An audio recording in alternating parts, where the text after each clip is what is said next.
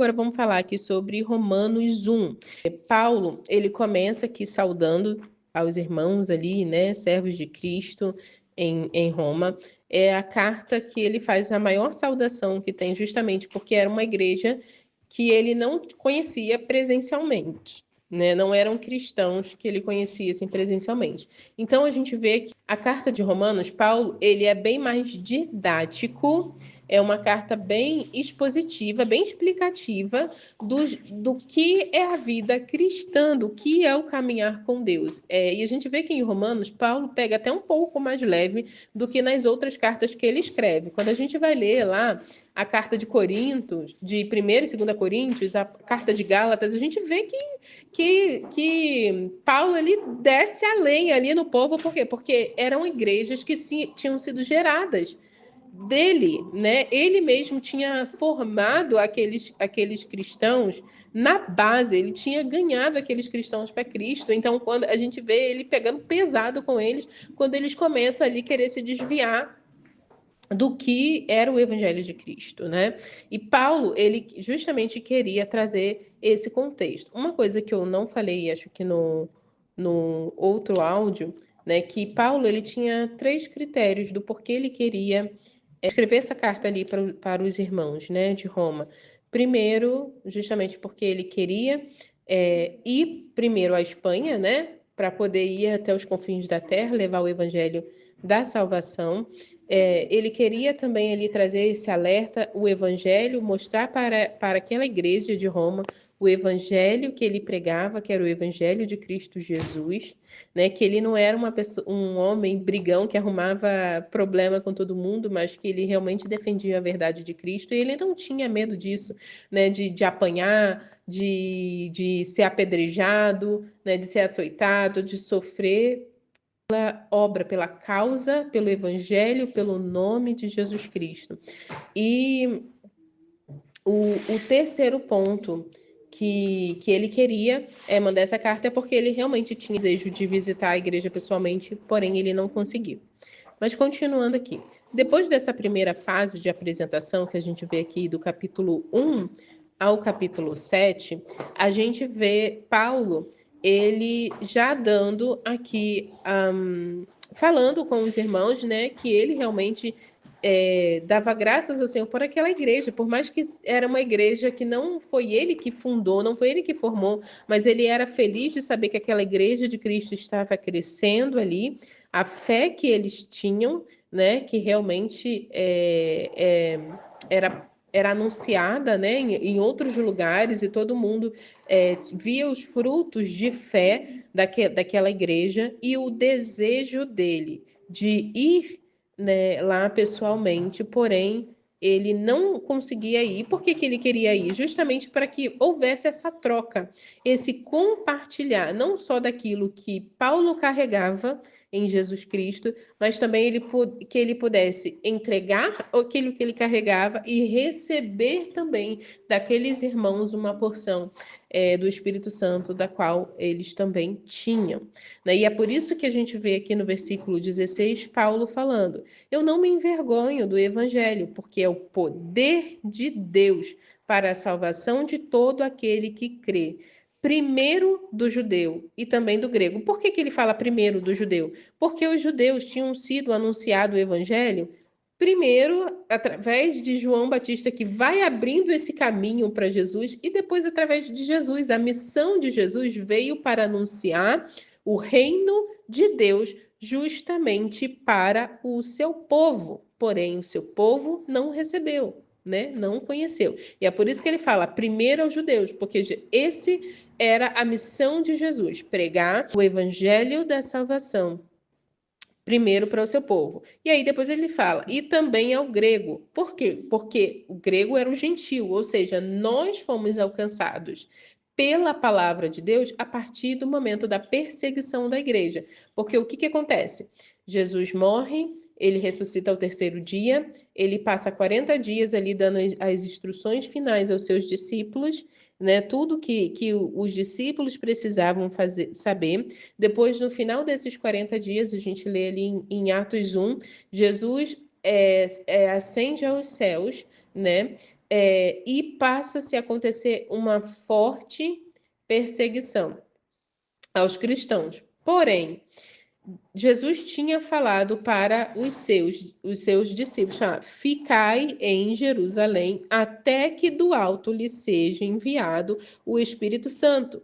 Antes de subir ao céu, Jesus fala, eu não vos deixarei órfão, antes eu enviarei a vocês o Consolador, o Espírito Santo da verdade, e vocês serão cheios de autoridade e poder. Então, os discípulos estavam ali, né, esperando o Espírito Santo vir.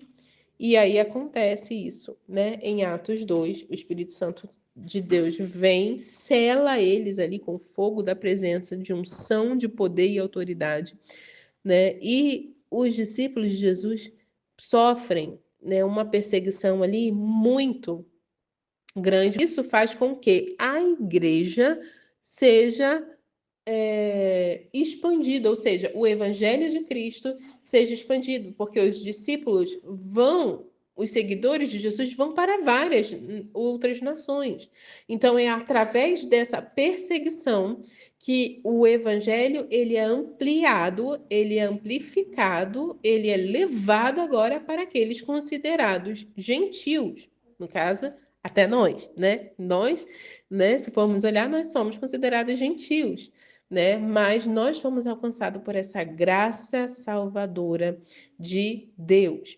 Ou seja, então Paulo, ele está falando aqui, por quê? Porque aquela igreja também já não estava muito acreditando que ele ia lá realmente, de fato, visitá-los pessoalmente, porque Paulo há muito tempo falava que ia e nunca conseguia ir. E também, quando chegavam os relatos de onde Paulo tinha passado, né? Muita gente tinha Paulo ali como encrenqueiro, como um brigão. Mas por quê? Porque ele era bastante incisivo em carregar aquela mensagem que ele carregava. E por isso que ele fala: não me envergonho do evangelho, porque é o poder de Deus para a salvação de todo aquele que crê. Aqui tem um ponto muito importante. O evangelho, a salvação, não é para todos, né? A gente vê isso lá em João 3,16, porque Deus amou o mundo de tal maneira que deu o seu Filho unigênito para que todo aquele que nele crer não pereça, mas tenha vida eterna. Ou seja, o que que significa isso? Então, todas as pessoas que creem que Jesus é o Filho de Deus, esse será salvo. Aquele que não crê já está condenado pela sua própria decisão. Ou seja, Deus ele não obriga ninguém a servi-lo, porque Deus quer que a gente venha servir ele de todo o nosso coração. Precisa ser uma entrega total. Não é por medo, né? Como fala, não é por força nem por violência, mas é pelo meu espírito. Ou seja, nós precisamos entender que se Deus quisesse, ele poderia obrigar a toda a humanidade a servi-lo. E por que que Deus não faz? Porque o ponto principal de Deus sempre foi o relacionamento com o ser humano. Ninguém se relaciona com a outra pessoa arbitrariamente, porque isso se torna um relacionamento não é saudável, se torna algo destrutivo. Ou seja, nós não podemos servir a Deus por medo de ir para o inferno. Nós não podemos servir a Deus, porque é minha mãe que serve, então vou lá com ela também. Não, isso é uma decisão racional, ou seja, eu tenho consciência do que eu estou fazendo. Então, eu decidi entregar a minha vida a Jesus e viver de acordo com os princípios que ele estabelece para a minha vida. Por quê? Porque esses princípios são eu gosto de dizer que eles são como aquele guarda-reio, sabe? Proteção de estrada, né? Para não te deixar cair precipício abaixo. Ou seja, as leis de Deus, os mandamentos de Deus, ela é segurança para nós, corpo, alma e espírito. Então, quando nós cremos, né?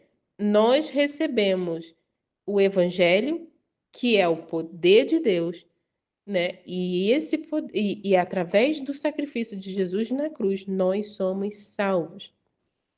né? E ele ainda fala, porque a justiça de Deus se revela no Evangelho. Ou seja, quando nós meditamos na palavra de Deus, nós já entendemos aqui o que é certo e o que é errado. O que é a justiça? Né? A gente vê um versículo que é muito citado, Mateus 6:33, né? Buscai primeiro o reino de Deus e a sua justiça, e todas as demais coisas vos serão acrescentadas. Aqui, eu não lembro a palavra em grego no original, depois eu posso até pesquisar e trazer para vocês, mas eu lembro que essa palavra, o significado dela, essa palavra justiça, nesse capítulo de Mateus 6:33, é a mesma palavra usada para justiça aqui no 17. E essa palavra quer significar o quê? Obediência a Deus. Ou seja, então, se eu for ler no radical da palavra, então vai estar escrito lá, né? Mas buscai primeiro o reino de Deus e obedecer ao Senhor. Buscai o reino de Deus em obediência a Deus, e todas as outras coisas vos serão acrescentadas. Ou seja, quando eu busco a presença de Deus, quando eu busco obedecer os mandamentos, as leis e os princípios de Deus, todas as outras coisas é Ele que vai acrescentar. É no tempo que eu quero? É do jeito que eu quero? Não, é quando Ele achar necessário. Porque a vontade de Deus, ela é boa, é perfeita e é agradável. Então, Deus sabe o tempo certo de entregar tudo aquilo que nós precisamos. Ou seja, nós entendemos que a justiça de Deus revelada no Evangelho de Deus, ela vai produzir em nós a fé. Ou seja, quando eu ando em obediência a Deus, isso vai me ajudar na construção da minha fé em Deus, né? E a fé, gente, ela é a base do cristão, porque a salvação de Cristo é pelo meio da fé.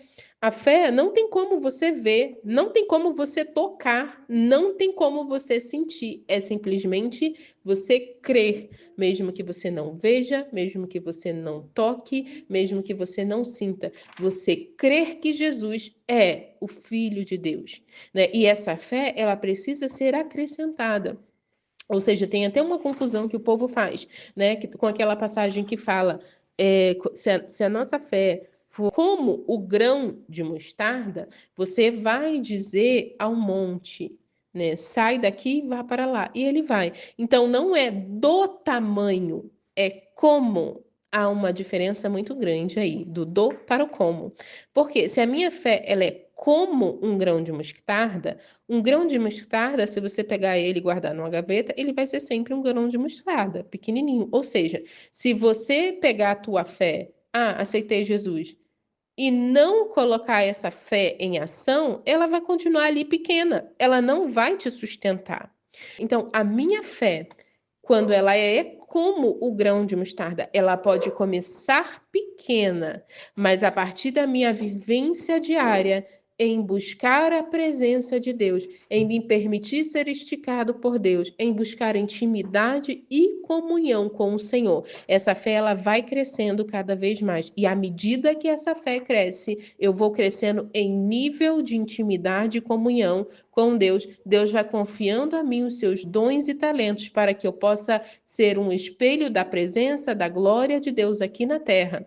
Ou seja, Deus vai confiar isso a mim não para eu ficar me achando muito santa, poderosa, isso, aquilo, não, mas é para que o reino dele avance, porque nós também falamos que nós somos o quê? Embaixadores de Cristo aqui nessa terra, aqui em Romanos, a gente vai ler. Nós somos representantes desse reino aqui na terra. E é por isso que essa fé, ela precisa ser acrescida, porque senão você não tem raízes fortes, firmadas, para suportar o peso do propósito de Deus na tua vida. É por isso que ele termina aqui o versículo 17 falando sobre o justo viverá pela fé, ou seja, eu só consigo viver pela fé, porque a fé é a minha base, é o que me faz crer em Deus, é o que me faz crer em Cristo e no sacrifício redentor de Cristo, é o que me faz crer no Espírito Santo, no mover do Espírito Santo na minha vida hoje, aqui nessa terra, né? E essa fé, ela precisa estar alinhada em obediência total e em confiança absoluta a Deus, tá? Agora a gente entra aqui numa terceira parte de Romanos 1. E essa terceira parte aqui vai falar o quê? Da injustiça, da impureza, da imoralidade do homem, justamente por quê? Porque ele tirou Deus do centro. E isso não acontece só lá na sociedade romana, não, gente. Isso acontece desde do Éden. Porque a primeira coisa que Satanás fez foi tirar os olhos de Adão e de Eva de Deus e colocar os olhos de Adão e Eva neles, colocando eles como centro de tudo. Porque o que Satanás fala para Eva? Se você comer do fruto, você vai ser igual a Deus. Ou seja, Eva já era. Porque quando Deus cria, quando a gente lê lá em Gênesis 3, quando Deus fala ali da criação do homem, Deus fez o homem à sua imagem e semelhança. Ou seja, Eva já era semelhança de Deus. Ela poderia não ter caído nesse golpe do diabo se ela entendesse a identidade que ela já carregava, entende? Só que ela não entende isso. E aí, quando ela tira os olhos de Deus e passa a olhar ela sendo igual a Deus, ela se coloca no lugar de Deus e ela faz o diabo faz exatamente com Eva o que ele havia feito. Ele planta a semente do orgulho, porque o orgulho, gente, é a raiz de toda perversidade que existe. É dele que sai tudo, né? Toda a ruindade, a maldade do mundo parte da raiz do orgulho, né? Porque é a pessoa se achar autossuficiente, e aí entra a soberba, entra a inveja, entra tudo e é ladeira abaixo, né? Então, Satanás, a mesma semente que entrou no coração dele de maldade e fez com que ele se transformasse de um alta patente de serafim, o maestro celestial que Deus tinha criado para ser, e se transformar no diabo, Satanás, foi justamente ele querer roubar aquilo que era de Deus, sentar no trono que é somente de Deus. E é isso que o diabo tenta fazer com a humanidade até hoje, ou seja, fazendo com que o homem esqueça de Deus, pare, tire o seu olhar de Deus e foque nele. Não precisa, o diabo ele não quer fazer muita coisa, ele não quer te destruir, porque ele sabe que se você tirar os olhos de Deus, isso é o suficiente para você já estar destruído, porque você já abriu a porta para ele entrar e destruir tudo. Entende? Então ele só quer fazer uma coisa, nos distrair, tirar os nossos olhos de Deus.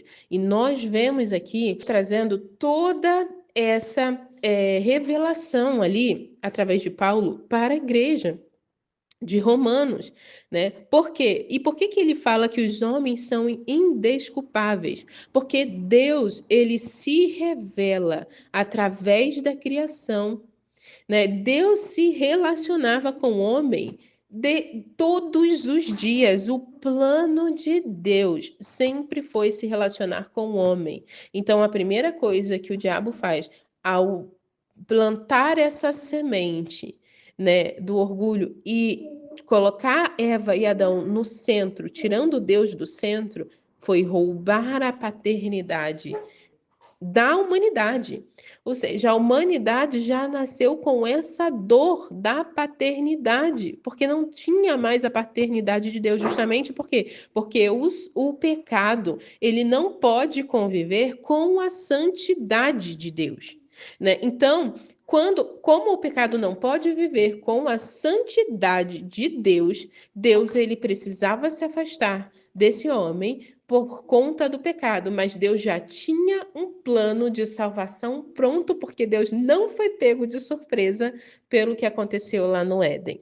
E a gente vai ver isso justamente um pouquinho mais para frente aqui em Romanos. Então,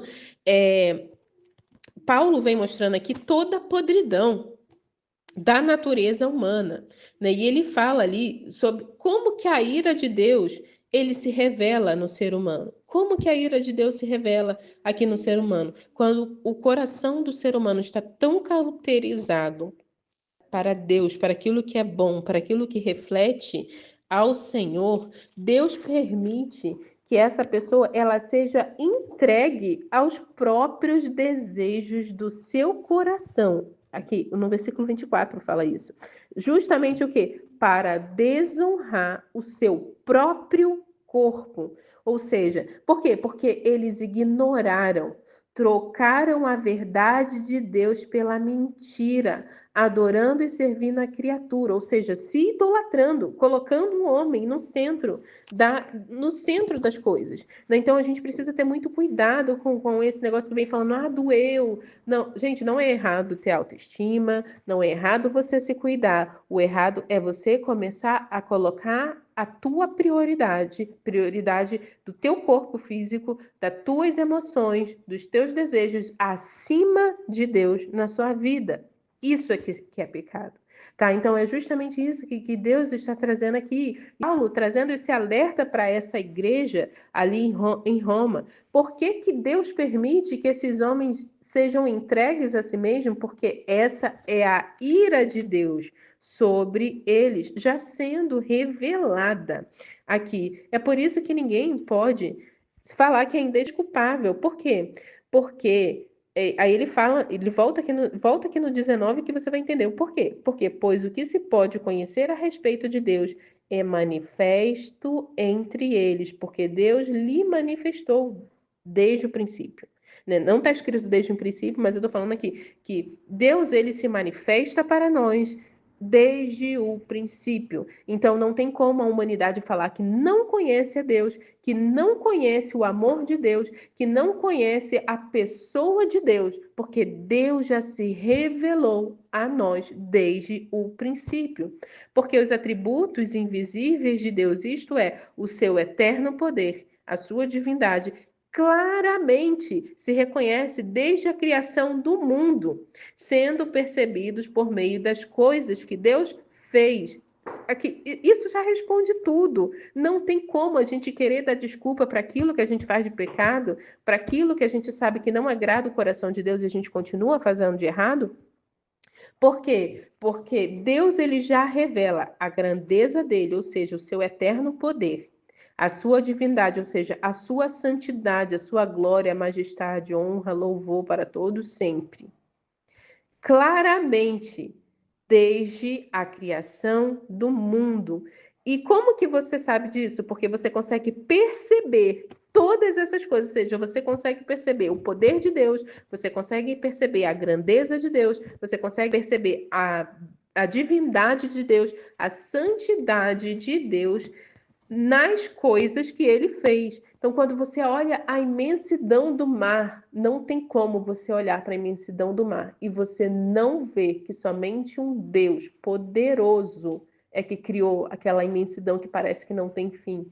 Quando você olha, gente, para a natureza, para o céu, para as aves, para as flores, para os animais, para tudo aquilo, uma cachoeira. Gente, não tem como você não ver o poder de Deus sendo revelado na criação. É impossível você olhar a criação e não ver a assinatura de Deus, né? Então, é por isso que todo o pecado da humanidade, né, todo homem se torna indesculpável, porque a natureza, ela revela a grandeza de Deus. Tem um salmo que fala sobre isso, eu não me recordo o número, não sei se é o Salmos 19, deixa eu ver se eu acho aqui. Fala sobre isso, que a criação, né, ela anuncia os grandes feitos de Deus, né? É o Salmo 19, gente, depois vocês leem. É muito lindo esse salmo.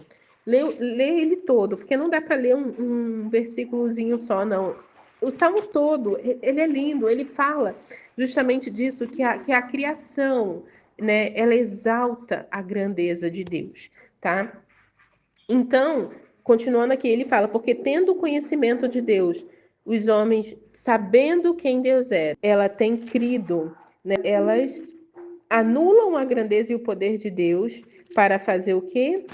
para confiar em seus próprios raciocínios, no seu próprio conhecimento, no seu coração insensato e obscuro, né? Essa humanidade se acha sábia, né, como diz aqui no 22, mas na verdade ela é tola, né? Ou seja, ela trocou a glória de Deus, que é incorruptível, por o quê?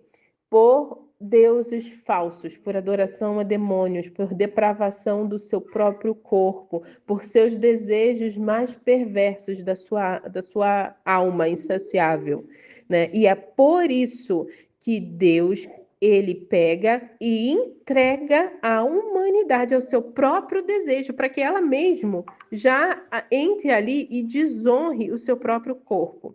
E aí a gente vê aqui o que isso tudo traz, e a gente vê do capítulo 26 ao 32, a sentença. Então, por causa disso, Deus os entregou às suas paixões vergonhosas, né? As mulheres trocando o seu desejo natural, da mesma forma os homens deixando o seu contato natural, se inflamaram mutuamente em sensualidade, cometendo indecência, homens com homens, e recebendo em si mesmo a punição do seu erro. E por quê? Porque desprezaram o conhecimento de Deus, né? E é por isso que Deus os entregou a esse modo de viver reprovável para praticar coisas que não convêm, né? E aí a gente vê aqui, eles estão cheios de quê? De todo tipo de injustiça, perversidade, avareza, maldade, estão cheios de inveja, homicídio, discórdia, engano, malícia, são difamadores, caluniadores, inimigos de Deus, insolentes, arrogantes, orgulhosos, inventores de males, desobedientes aos pais, insensatos, desleais, sem afeição natural, sem misericórdia. Gente, isso aqui é um retrato da nossa sociedade hoje, né? É um retrato da nossa sociedade hoje. Você não precisa falar muita coisa. E olha que isso aqui foi escrito há mais de 2000 anos atrás, né? Parece que está falando dos dias de hoje. Por quê? Porque nós vemos que o pecado, ele vai degradando o ser humano. Mas para aqueles que, como está escrito aqui, creem no poder de Deus e na salvação, esse sim vai ser salvo por Jesus Cristo. Então, nós que cremos, né, nós precisamos entender qual é as leis e os mandamentos de Deus, o que Deus tem para nós, né, para que nós não venhamos cair nisso aqui, nos nossos próprios desejos, né? E aí ele termina assim falando: embora conheçam a sentença de Deus, de que os que praticam tais coisas são passíveis de morte, eles não somente as fazem, mas também aprovam os que as praticam. Ou seja, Deus ele está falando aqui, através, né, dessa carta que Paulo escreve, que as pessoas que são entregues aos seus próprios desejos, elas sabem que estão fazendo errado. Sabem. Mas por que elas muitas das vezes não se arrependem? Justamente porque estão com sua mente cauterizada. Preferem adorar a si mesmo, adorar, ser escravos dos seus próprios desejos, do que se curvarem ao Deus Santo e Poderoso. Então, eles já receberam a sentença deles, né? A sentença da ira de Deus. Então, que o Senhor possa ministrar o coração de vocês. Se alguém tiver alguma dúvida, quiser fazer alguma pergunta, estamos aqui. É muito lindo a gente falar sobre essa palavra. Eu não falei aqui sobre a graça, porque eu quero deixar essa pauta da graça aqui para Romanos, acho que é 3 ou é o 4, que fala sobre a graça. Então a gente vai falar muito com bastante profundidade sobre isso, porque senão esse áudio ficaria maior ainda, tá, meninas? Então eu quis trazer um contexto mais profundo mesmo aqui dessa parte de Romanos 1, e que o Espírito Santo de Deus possa falar no coração de vocês. Eu vou deixar uma oração aqui no final. Pai, Eu te peço, Senhor, que o Senhor venha selar essa palavra no coração de cada uma de nós. Senhor, que essa palavra não seja arrancada de nós, Senhor, mas que ela realmente venha nos despertar. Que o nosso coração venha ser cheio de temor, Senhor, por ti. Não é medo, Senhor, mas o temor é não querer entristecer o teu coração. E é buscar, Senhor, andar em intimidade, em comunhão, em humildade para contigo, para te conhecer mais e mais. Fica conosco, Senhor, e que o teu Santo Espírito continue ministrando nas nossas vidas, em nome de Jesus. Amém.